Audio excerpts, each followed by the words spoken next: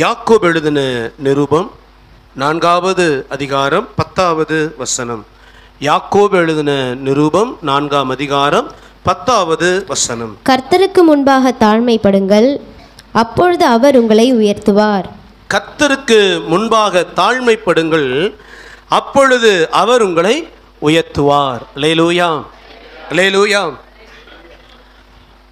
ஒரு மனிதனுடைய வாழ்க்கையில் உயர்வு மேன்மை அப்படிங்கிறது பல விதங்களிலே வரும். ஆண்டவர் அறியாத கிறிஸ்தவர்கள் அல்லாத ஜனங்களை பார்த்தீங்கன்னா, நல்லா படித்தா எங்கே வந்துடலாம்? நல்ல நிலைமைக்கு வந்துடலாம். அப்படி நல்லா படித்து நல்ல நிலைமைக்கு வருகிறவர்கள், உயர்வான நிலைமைக்கு வருகிறவர்கள் உண்டு. நல்ல தாளந்துள்ளவர்கள், நல்ல திறமைசாலிகள், திறமையின் அடிப்படையிலே உயர்வுக்கு மேன்மைக்கு என்ன செய்கிறாங்க? வருகிறவர்களும் உண்டு. அல்லது தங்களுக்கு இருக்கிற அனுபவத்தை வைத்து ஒரு உயர்வான நிலைமைக்கு வருகிறவர்களும் உண்டு. அல்லேலூயா, அல்லேலூயா. ஆக படிப்பு, திறமை, அனுபவம் இவைகளினால் உயர்வான நிலைமைக்கு வருகிறவர்களும் உண்டு. ஆனால் வேதம் சொல்லுகிறது கர்த்தர் உங்களை உயர்த்துவார். நம்ம வாழ்க்கையில் தேவனால் வருகிற உயர்வும் மேன்மையும் மாத்திரம்தான் நமக்கு ஆசீர்வாதமானது. அல்லேலூயா. உயர்வுனாலே ஆசீர்வாதம் தானே பாஸ்டர்? உண்மைதான். ஆனால் அது வேதம் சொல்லுகிற ஆசீர்வாதம் இல்லை.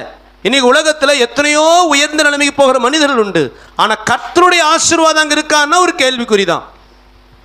படிப்பில், அந்தஸ்தில், பணத்தில், உலக பிரகாரமான பதவிகளில் உயர்ந்த நிலைமைக்கு உள்ளவர்கள் உண்டு. ஆனால் ஆண்டவருடைய கர்த்தருடைய ஆசீர்வாதம் இருக்கா? இல்லை. ரட்சிப்பின் மேன்மை இருக்கா? இல்லை. நித்திய ஜீவனுடைய உத்தரவாதம் இருக்கா? இல்லை. ஆகவே அவள் வாழ்க்கையிலே உயர்வு மேன்மை உண்டு, ஆனால் கர்த்தருடைய ஆசீர்வாதம் இல்லை. ஆனால் நம்ம வாழ்க்கையில் நம்முடைய படிப்பினாலேயோ நம்முடைய பணத்தினாலேயோ நம்முடைய அனுபவத்தினால வருகிற உயர்வு நமக்கு ஆசீர்வாதம் இல்லை. கர்த்தரால் வருகிற உயர்வும் மேன்மையுத்தான் நமக்கு ஆசீர்வாதம். அல்லேலூயா. எத்தனை பேர் புரிந்தது? கர்த்தர் நம்மை உயர்த்தணும், கர்த்தர் நம்மை ஆசீர்வதிக்கணும். கர்த்தர் ஒரு மனிதனை ஆசீர்வதிக்க உயர்த்த அவர் தீர்மானம் பண்ணிவிட்டால் அந்த மனிதன் யாராக இருந்தாலும் சரி. வேதம் சொல்லுகிறது இயேசுவோர் இந்த சீசர்கள் 90% அவர்கள் மீன் பிடிக்கிற மீனவ கூட்டம் பேதமை உள்ளவர்கள், பெரிய படிப்பாளிகள் இல்லை. ஆனால் இயேசு உயிர்த்தெழுந்த பின்பு அவர்கள் பேசின ஞானத்தை எதிர்த்து நிற்பதற்கு வேதபாரகம், பரிசேயன், பிரதான ஆசாரியனால கூட என்ன செய்யலையா? முடியல. அவங்க ஞானத்தோடு போட்டி போட மற்றவர்களால முடியல. கர்த்தர் ஞானமில்லாத சீசர்களை மேன்மையாய் உயர்த்தினார். ஆடு மேய்ச்ச தாவீதை அரசனாக உயர்த்தினார். இப்படி ஆண்டவர் ஒரு மனிதனை உயர்த்த தீர்மானம் பண்ணிவிட்டால் அவன் எந்த நிலைமையில் இருந்தால் கர்த்தர் அவனை உயர்த்துவார். இப்போ இந்த உயர்வு மேன்மையும் எப்போ வருமா? கர்த்தருக்கு முன்பாக தாழ்மைப்படுங்கள். அல்லேலூயா, அல்லேலூயா. தேவனுக்கு முன்பதாக நாம் தாழ்மையுள்ளவர்களாய் நடப்போமானால் தேவன் உயர்த்துவார். நாம் படித்து பெரிய புத்திசாலிகளாய் திறமைசாலி இருக்கணும் அவசியம் இல்லை. கர்த்தர் முன்பு தாழ்மையை நடக்கணுமா? தாழ்மையுள்ளவர்களை உயர்த்துகிற தேவன். நீங்கள் மீக 6:8 வாசித்தீங்கன்னா, நீ மனத்தாழ்மையாய் நடப்பதே இல்லாமல் வேற என்னத்தை உன்னிடத்தில் எதிர்பார்க்கிறார்? நம்ம கர்த்தர் முன்பு எப்படி நடக்கணுமா?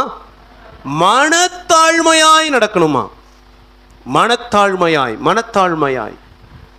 வேற என்னத்தை ஆண்டவன்ட்ட கேட்கிறார்? ஆஸ்தி அந்தஸ்து கர்த்தர் என்ன செய்யல? கேட்கல.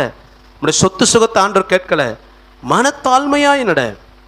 தேவனுக்கு முன்பதாக தாழ்மையுள்ள ஜீவியத்தை தேவன் எதிர்பார்க்க. கிறிஸ்தவ ஜீவியனாலே தாழ்மையுள்ள வாழ்க்கைங்க. ஆண்டவர் இயேசு பிதாவுக்கு சமமாய் இருப்பதை என்ன செய்யலையா? கொள்ளையாடின பொருளாக எண்ணாமல் தம்மை தாமே வெறுமையாக்கி அடிமையின் ரூபம் எடுத்து மனுஷ சாயலானார். இயேசு அவர் 3 கடவுள்களில் ஒரு கடவுள் அல்ல. அவரே தேவாதி தேவன், அவரே கர்த்தாதி கர்த்தர்.